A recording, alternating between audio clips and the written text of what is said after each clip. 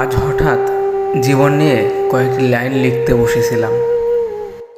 প্রথম লাইনটি ছিল এমন: এই জীবনের শেষ কোথায়? কেউ কি বলতে পারে এই জীবনের শেষ কোথায়?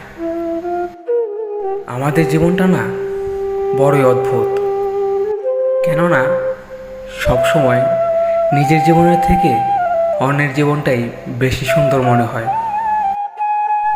আমাদের জীবনের প্রতিটা সকালে শুরু হয় কর্মজীবনের ব্যস্ততা দিয়ে, পরিবার, নিজের ক্যারিয়ার, বিভিন্ন চিন্তা ভাবনা দিয়ে শুরু হয়।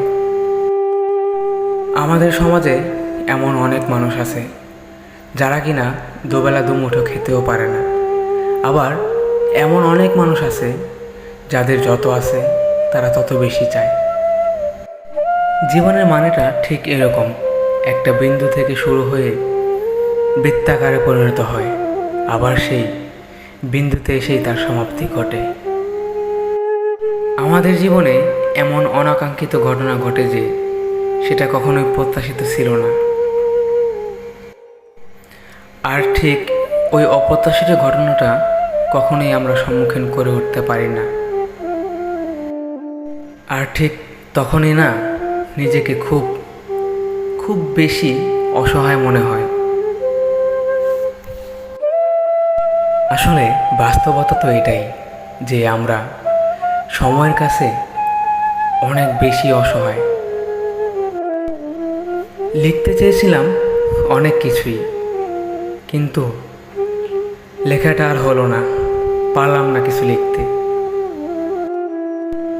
এই তো ছোট্ট একটা জীবন, কিন্তু লিখতে লিখতে একটা কলমের যে কালি শেষ হয়ে যাবে। তবুও শেষ হবে না আমাদের জীবনের গল্প। একটা সময় সময়ের সাথে লড়াই করতে করতে এতটাই অসহায় হয়ে পড়ি যে দুমড়ে মুচড়ে পড়তে হয় আমাদের মাটিতে। যখন কিনা আর কোনো কিছুই করে উঠতে পারি না, লড়ার মতো শক্তি থাকে না, ঠিক তখনই দুই চোখ বেয়ে অশ্রু ঝরে। আর ঠিক এভাবেই সময়ের সাথে লড়াই করতে করতে ঘটে যায় এক সময় জীবনের অবসাদ, আর শেষ হয়ে যায় জীবনের গল্প। এখানেই তো জীবনের শেষ।